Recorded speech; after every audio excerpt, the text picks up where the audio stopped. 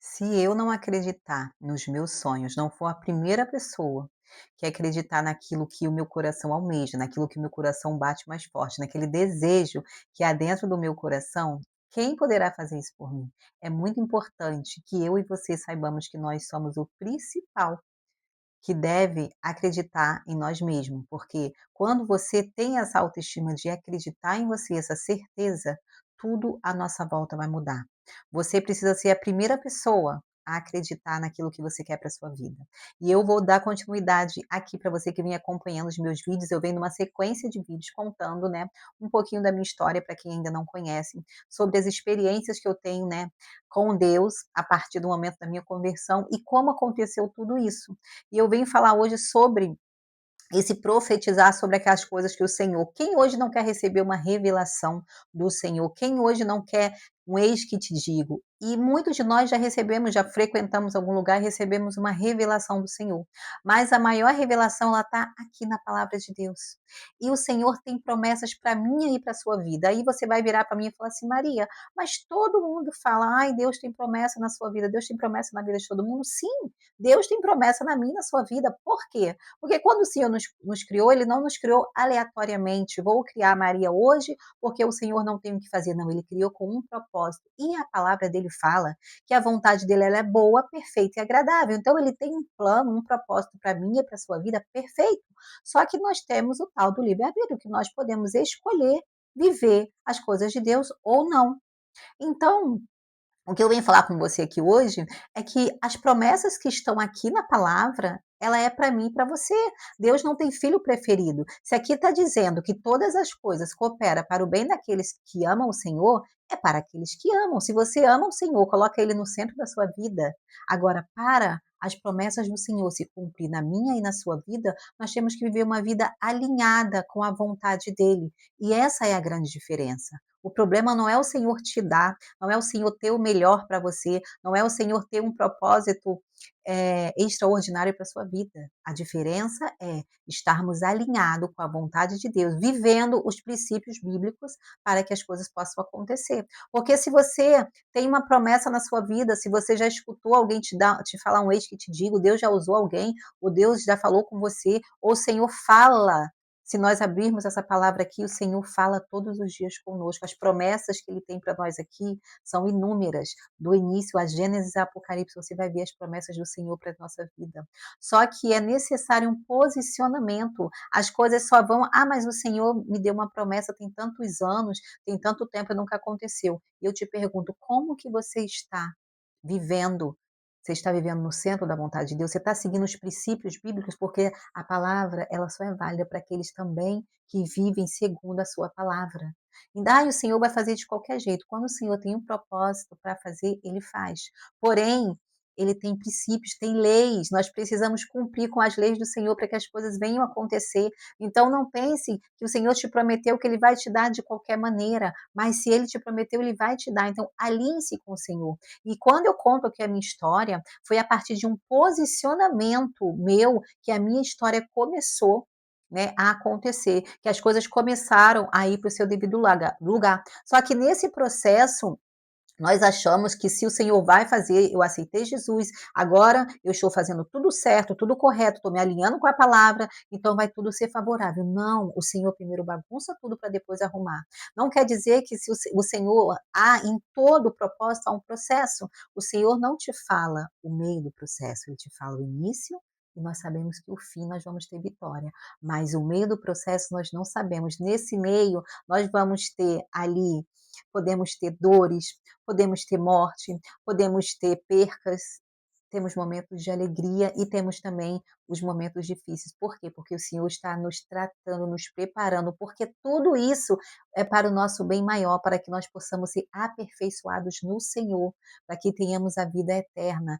E, gente, a nossa vida aqui é tão curta, tão passageira, mas nós podemos vivê-la da melhor forma possível. E eu te pergunto hoje, para onde você está indo? Como você está vivendo essa vida maravilhosa que o Senhor te deu? Você está vivendo de qualquer forma? Você está vivendo sem uma direção ou você tem um princípio de vida? Porque nós não é só acordar, trabalhar, pagar as contas, voltar. Não, se cuidar não. tem um propósito maior na minha e na sua vida, porque o Senhor quer usar a sua vida e a minha para que nós deixemos um legado aqui na terra e para que nós possamos crescer em espírito e em verdade, porque os tesouros aqui da terra é muito bom usufruir das coisas boas, e o Senhor fez tudo para nós. Nosso Deus é um Deus rico, é o Deus, o dono do ouro e da prata. Então, não tem, o Senhor não tem nenhum problema em dar riqueza para você e para mim. O Senhor quer nos dar o melhor dessa terra, mas a nossa maior riqueza está na vida eterna, é uma vida eterna, eternidade. Então, preocupe-se para onde a sua alma está indo, para onde você vai depois dessa vida aqui. Ah, Maria, mas eu não acredito. Se eu fosse você, pela dúvida do sim ou do não, é melhor você, procurar conhecer o seu manual de vida. Aqui está o manual de instruções, gente, eu sempre falo, todo produto que nós compramos vem com um manual, e aqui tem um manual de A a Z para você saber o que fazer em cada situação. Você hoje vê mais nitidamente que todos os livros de filosofia, os coaches, as pessoas que ajudam as pessoas com autoajuda, psicólogo, todos eles encontram respostas e muito deles indiretamente e diretamente usam a palavra de Deus, porque céus e terra passarão, mas a palavra do Senhor não passará. E hoje eu venho contar um pouco da minha experiência. Eu falei com vocês com relação a ter a minha segunda gravidez da Radassa. O Senhor havia me prometido, eu tive um sonho uma vez com uma criança no colo, e com o João Guilherme pegado à mão, e a criança que estava no meu colo era a Radassa, uma menina.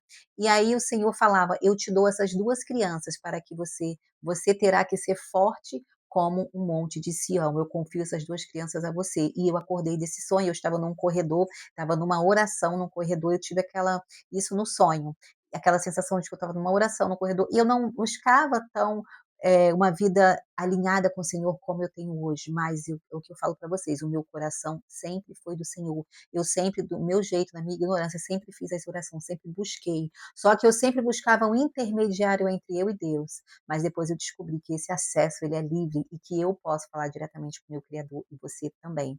Então eu me aprofundei na palavra, e aos poucos, não foi da noite para o dia, eu fui buscando o meu coração. O Senhor vê o desejo do meu e do seu coração. Então o Senhor me deu esse sonho e eu guardei esse sonho. Só que eu não pretendia ter mais filhos ali, até quando eu me separei, eu pensei agora, né, o meu marido, quando nós voltamos, nós casamos, ele ainda não tinha filhos, estava com 45 anos, não tinha filhos ainda.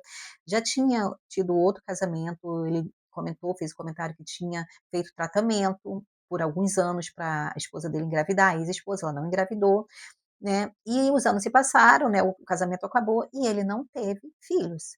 Então, a gente já olha o quê? Como uma terra seca. Houve algum impedimento, mas tudo isso é plano do Senhor, porque a vontade dele é boa, perfeita e agradável. Ele já tinha um plano, ele já tinha um projeto, e o Senhor disse que eu teria uma filha menina. E quando o Senhor disse isso, uma vez eu estava numa oração e o Senhor falou comigo que o nome da minha filha seria Esté. E eu já tinha comigo isso. Quando eu engravidei, eu já sabia que era uma menina, a gente fez o chá revelação, mas o Senhor já tinha me dado que era uma menina, e o Senhor já tinha me dado o nome, e disse que ela seria exatamente, eh, teria toda a fisionomia do pai, e ela é a cara do pai dela, seria muito parecida com ele, e ela é realmente a cara do pai, e o Senhor me deu o nome Esté. E quando eu engravidei, fizemos o chá revelação, que aí disse na hora, né, a gente revelou que era menina, eu já sabia, tinha certeza, porque o meu Deus, ele não mente, e eu conheço, né, a voz do Senhor. E o Senhor, quando teve esse chá revelação, foi uma alegria total. E para muitas pessoas também foi assim, é uma revelação do Senhor, mexeu com a fé das pessoas, porque eu já falava antes: "Vai ser uma menina, porque o Senhor falou e o Senhor não mente". Então isso também é para testificar, né, a fé daqueles que creem, que o Senhor às vezes dá uma palavra e nós não cremos, e muitas das vezes, mesmo estando numa terra, no solo seco, você só precisa crer. Crer naquilo que o Senhor, deixa o restante que Ele faz. E eu estou contando essa parte da minha vida que foi mais uma etapa que o Senhor fez. E a minha fé, ela foi provada, ela foi testificada para outras pessoas. E a Radassa, quando eu falei para ele, o nome dela seria Esté, e aí ele falou assim: "Olha, pode ser qualquer nome, mas Esté não dá, porque eu trabalhei muitos anos no banco com uma pessoa, e essa pessoa me perseguia no banco, eu era bem jovem, e ele ficou com aquela, como é que eu posso falar? Com aquele trauma do nome, então ele pensou: Maria poderia ser qualquer nome, menos Esté". Eu falei: "Senhor, como isso?".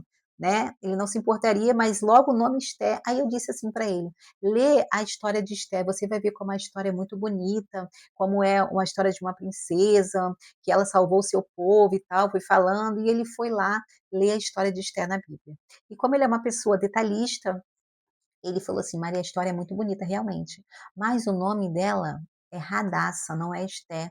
Ela se chamou depois Esté por causa do povo, né, que ela era judia, e ela não poderia dizer que era judia. Então ela mesmo disse que o seu nome ali era Esté, porque Radassa era um nome judeu e eles poderiam desconfiar. E aí foi quando o Senhor falou: "Vai ser Radassa". E aí eu digo para você, eu não conhecia esse nome Radassa, ele veio exatamente do Senhor. São pequenos detalhes, mas são muito profundos, porque Deus já tinha um propósito na vida também da Radassa. Radassa é um nome diferente, mas esse é o verdadeiro nome de Esther, Radassa. E aí, como o Senhor falou que ela seria Esther, ela é Radassa. E você sabe que os nomes, né, carregam um peso muito grande. Então, assim, tudo se cumprindo exatamente como o Senhor falou. Por quê? Porque primeiro eu me posicionei, segundo, eu eh, criei naquilo que o Senhor falou. Eu criei naquilo. Por quê?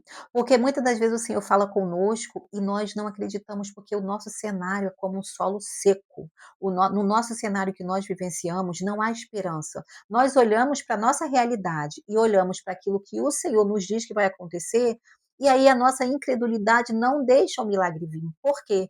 Porque nós olhamos com os olhos humanos, somos limitados, a nossa fé que o Senhor quer testar é exatamente isso. Quando nós falamos assim: "Senhor, eu não posso, mas tu podes. Então fazes, eu creio e confio em ti". O Senhor só precisa que nós confiemos nele. É somente essa confiança que ele quer de nós.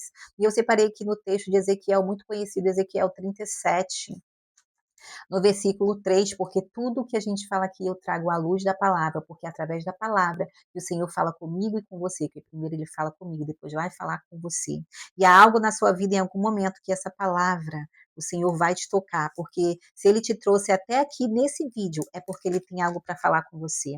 37, 3 e 4. Depois vocês podem ler completo, né? Porque você tem um texto melhor. Você lê só versículos, mas como o texto é grande, depois você lê o texto de Ezequiel 37, onde fala do vale de ossos secos. Aí no 3 fala: Então o Senhor me disse a Ezequiel, homem mortal, ser humano, o homem mortal, limitado que somos, será que esses ossos podem ter vida de novo? E eu respondi, assim diz Ezequiel: Senhor meu Deus, só tu sabes se pode ou não. E ele disse: Profetize para esses ossos e diga a esses ossos secos que deem atenção à imagem do Senhor, à mensagem do Senhor. Diga eu, Senhor Deus, que eu estou lhe dizendo: eu porei respiração dentro de vocês e os farei viver de novo. Então, essa palavra ela é muito profunda. Uma vez eu li, quando eu li Ezequiel, o Senhor falou muito comigo sobre. E isso aqui é uma palavra muito profunda. Por quê? Porque nós somos seres humanos tão limitados e quando nós colocamos a nossa segurança, a nossa fé, a nossa incapacidade no Senhor, Ele faz. E o Senhor só quer que eu e você olhemos e cremos. Mas Senhor, o meu cenário não tem como. Gente, é um vale de ossos secos, você imagina, eram só ossos, ossos, não tinha nem pele, eram só ossos. Imagina os ossos depois de já a pessoa já morreu, os ossos já secaram, eram só ossos secos e o Senhor trouxe e deu vida a esses ossos. O que o Senhor não pode fazer na sua vida? Na seu olhar humano, como disse o Senhor aqui, homem mortal, o que o Senhor não, que você olha assim, você fala que o Senhor não pode fazer. Hoje o Senhor está te dizendo que Ele pode fazer com que soprar o fôlego de vida e que volte a ter vida esse vale de ossos secos que você está passando. E você precisa profetizar sobre esses vales de ossos secos. Então, neste dia de hoje, o Senhor manda te dizer: profetiza sobre os vales de ossos secos, porque eu vou fazer. eu vou dar fôlego de vida, eu vou te tirar desse cativeiro, eu vou abrir portas, eu vou fechar portas, eu vou te separar na terra, eu vou fazer na tua vida, assim diz o Senhor. O Senhor quer fazer algo novo e o Senhor está dizendo para você: apenas creia. Primeiro, posicionamento. Segundo, creia na promessa do Senhor que está aqui para você, para a sua vida. E terceiro, haja oração, ação. Creia somente que o Senhor vai fazer. Esta é a palavra de hoje, a experiência que eu conto. Estou na parte, né, da minha segunda gestação da Radassa, e esse foi o testemunho que a Radassa gerou. Entre daqui para frente, eu tenho outras experiências que nós vamos compartilhar aqui e vamos contar aqui, porque eu tenho certeza que o Senhor tem falado com você, como ele fala comigo, porque a palavra primeiro vem para mim. E o Senhor traz a existência, traz a minha lembrança, tudo isso que ele fez, para que eu também possa fortalecer a minha fé. Mande esse vídeo para alguém, compartilhe com um amigo, curta aqui e siga o nosso canal, se inscreva no canal para que o canal possa crescer e possa alcançar mais pessoas. Até a próxima.